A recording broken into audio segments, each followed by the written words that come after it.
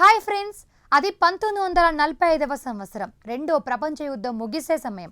Germany ఓటమి ఖాయమని తెలుసుకున్న నాజీ సైన్యం తాము ఐరోపా దేశాల నుండి దోచుకున్న వందల టన్నుల బంగారం, వజ్రాలు, అలాగే అమూల్యమైన చిత్రపటాలను ఒక భారీ సాయుధ రైలులో నింపి పోలాండ్ అడవుల్లోకి పంపింది. పోలాండ్లోని వాల్ బ్రిడ్జ్ సమీపంలో ఒక పర్వత సొరంగంలోకి వెళ్లిన ఆ రైలు మళ్ళీ ఎప్పటికీ బయటకు రాలేదు. 80 ఏళ్లుగా కొన్ని వేల మంది నిధి వేటగాళ్లు ఆ అడవులను జల్లెడ పడుతున్నా ఆ గోల్డ్ ట్రైన్ ఆచూకీ ఎందుకు దొరకడం లేదు? నాజీలు ఆ నిధిని ఎక్కడ దాచారు? అది ఇప్పటికీ ఆ సొరంగంలోనే ఉందా? ఇన్వెస్టిగేటివ్ ఫీచర్లో చరిత్రలోనే బిగ్గెస్ట్ హిడెన్ ట్రెజర్ రహస్యాలను ఛేదిద్దాం. ఫ్రెండ్స్, రెండో ప్రపంచ యుద్ధం సమయంలో హిట్లర్ సైన్యం హంగేరీ, పోలాండ్, చెకోస్లోవేకియా వంటి దేశాలను ఆక్రమించినప్పుడు అక్కడి సెంట్రల్ బ్యాంకుల నుండి టన్నుల కొద్ది బంగారాన్ని దోచుకున్నారు. దీనినే నాజీ గోల్డ్ అని పిలుస్తారు. యుద్ధం చివర్లో సోవియట్ యూనియన్ సైన్యం జర్మనీ వైపు దూసుకొస్తున్నప్పుడు ఈ నిధిని శత్రుల చేతికి చిక్కకుండా దాచాలని హిట్లర్ ఆదేశించాడు. అప్పుడే రంగంలోకి వచ్చింది ఈ గోల్డ్ ట్రైన్. సుమారు 150 మీటర్ల పొడవున్న ఈ రైలులో 30 టన్నుల బంగారం, ప్లాటినం, వజ్రాలు ఉన్నాయని చరిత్రకారుల అంచనా. నేటి లెక్కల ప్రకారం దీని విలువ కొన్ని లక్షల కోట్ల రూపాయలు ఉంటుంది. నాజీలు పోలాండ్లోని ఔల్ మౌంటైన్స్ కింద ఒక భారీ భూగర్భ నగరాన్ని నిర్మించారు. దీనినే ప్రాజెక్ట్ రేస్ అని పిలుస్తారు. కిలోమీటర్ల మేర విస్తరించి ఉన్న ఈ సొరంగాల్లో రైళ్లు వెళ్లడానికి పక్కాగా ట్రాకులు వేశారు. 1945 ఏప్రిల్లో జర్మనీలోని బ్రెస్లావ్ నగరం నుంచి బయలుదేరిన ఈ బంగారు రైలు వాల్ బ్రిడ్జ్ స్టేషన్కి చేరుకోవాలి. కానీ అది అక్కడికి వెళ్లలేదు.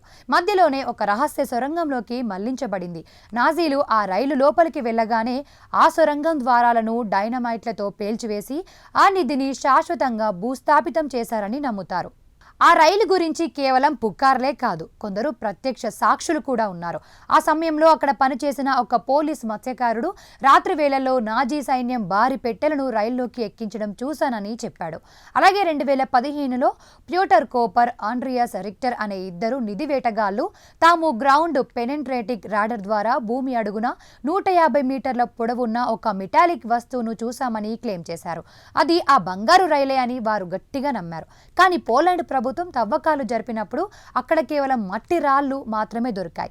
మరి ఆ రైడర్లో కనిపించిన ఆకారం ఏంటి? అది కేవలం ఒక భ్రమనా?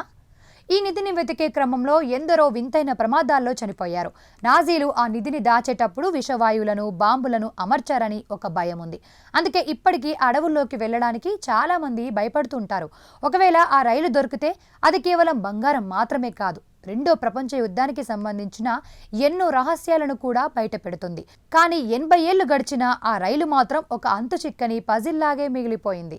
నిజానికి నాజీ గోల్డ్ ట్రైన్ అనేది చరిత్రలో ఒక డార్క్ మిస్టరీ. హిట్లర్ తనతో పాటు ఆ నిధిని కూడా సమాధి చేశాడా, లేక అది ఇప్పటికీ మనం కనిపెట్టలేని ఒక రహస్య గదిలో ఉందా? ఏది ఏమైనా ఆ 300 టన్నుల బంగారం కోసం వేట మాత్రం ఆగదు. ఆ నిధి బయటపడే రోజు ప్రపంచ చరిత్రలో అతిపెద్ద వార్త అవుతుంది.